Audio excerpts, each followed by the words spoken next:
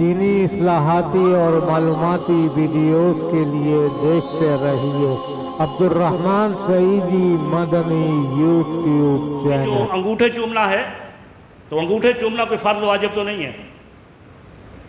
کوئی نہیں چومتا ہے تو کیا خیال ہے اس کو سنیت سے نکال دیا جائے؟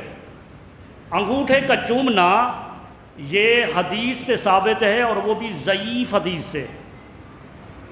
صحیح حدیث سے ثابت نہیں ہے، ضعیف حدیث سے. اور ضعیف حدیث سے فضائل معتبر ہوتے ہیں.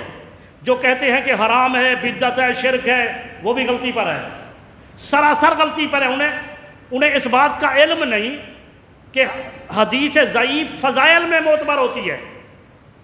تو جو